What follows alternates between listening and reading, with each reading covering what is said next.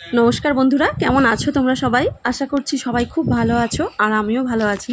সঙ্গীতার প্রতিদিনের আজকে নতুন একটি ব্লগে তোমাদের সবাইকে স্বাগত জানিয়ে শুরু করছি আজকের ব্লগটি। বন্ধুরা দেখো, আগামীকাল হচ্ছে ঝিঙা ষষ্ঠী, তো আমাদের বাড়িতে দুর্গাপূজা হয়, সেই জন্য মায়ের কাঠামটা আজকে ভালোভাবে ধুয়ে টুয়ে পরিষ্কার করে নেওয়া হচ্ছে। আর এই যে দেখো ছেলেমেয়েরা এদিকে, আমরা সবাই মিলে আজকে ধুয়ে পরিষ্কার করছি কাঠামটা, ছেলেমেয়েরা ওইদিকে ধুচ্ছে।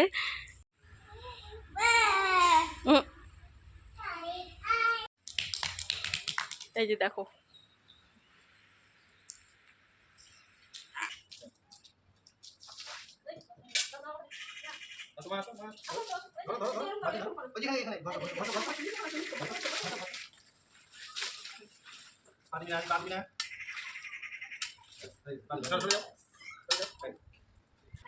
তো দেখো বন্ধুরা এখন কি করছি, এখন কাঠামটা আমি আর আমার হাজব্যান্ড দুজন মিলে ধরে ধরে মন্দিরের ভিতরে নিয়ে আসছি। নিয়ে এসে যেই জায়গাটায় পুজো হবে সেই জায়গাটা এখন রেখে দেবো।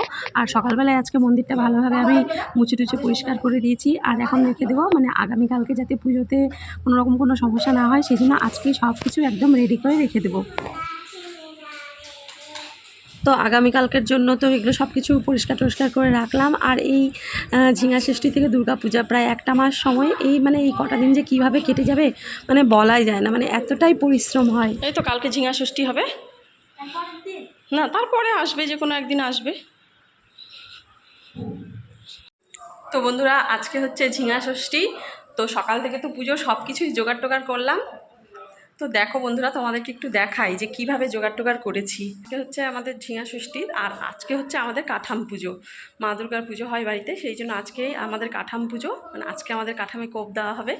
তো তোমাদেরকে একটু দেখাই কিভাবে সব কিছু জোগাড় করেছি। এই যে তোমাদের তো দেখালামই যে গতকালকে কাঠাম ধুয়ে রেখে দিয়েছিলাম, রাত্রিবেলা সব আলপনা টালপনা দিয়ে জোগাড় করে রেখে দিয়েছিলাম।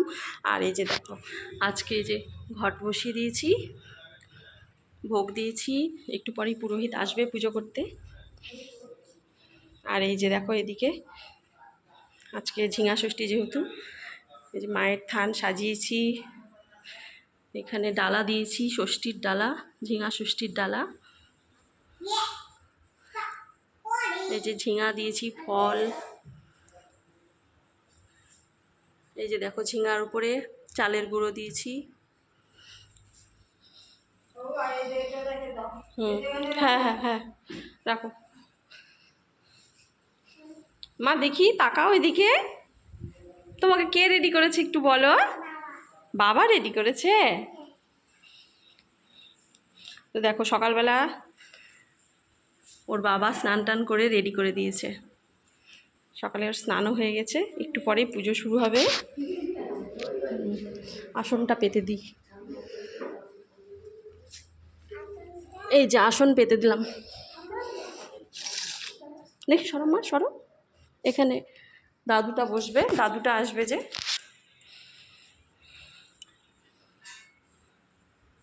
হ্যাঁ বাজাও বাজাও বাজাও, রিজু বস আয়।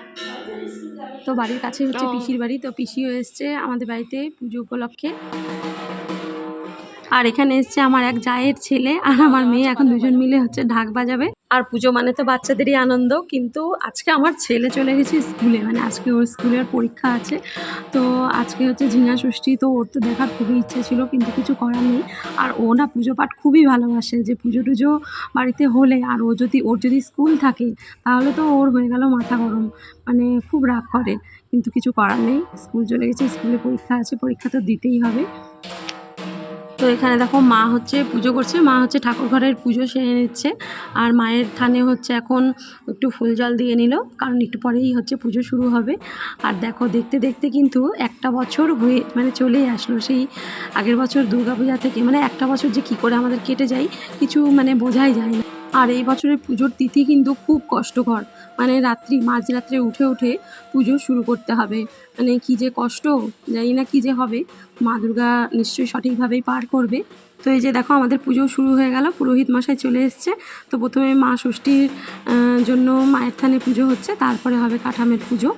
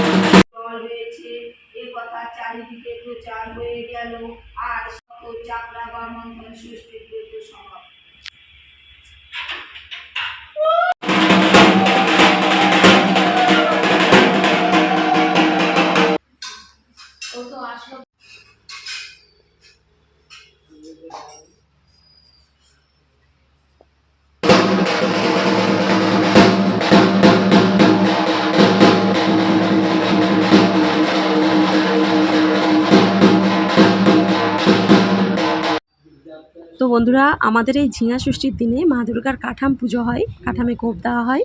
মানে আজকের দিন থেকে হিসাব মতন আমাদের মা দুর্গা প্রতিমা বানানো হয়। তবে আজকে যেহেতু পালমশাই আসেনি, সেহেতু এর পরে যে কোনো একদিন পালমশাই আসবে আর সেদিন থেকে প্রতিমা বানানো শুরু হবে। তো বন্ধুরা, দুর্গাপূজার কিন্তু সব ভিডিওগুলোই তোমাদের সাথে শেয়ার করব, অবশ্যই কিন্তু তোমরা দেখো। তো বন্ধুরা, চলে আসলাম রান্নাঘরে। তো আজকে যেহেতু করেছি ষষ্ঠী, তো আজকে খাবো ডালিয়া আর ছয় তরকারি। তো দেখো এখন হচ্ছে এগুলো রান্না করব, তোমরা দেখতে থাকো। তো বাড়িতে ছিল না তেজপাতা, তো গাছ থেকে টুক করে তেজপাতা তুলে নিয়ে চলে আসলাম, কাঁচা তেজপাতা।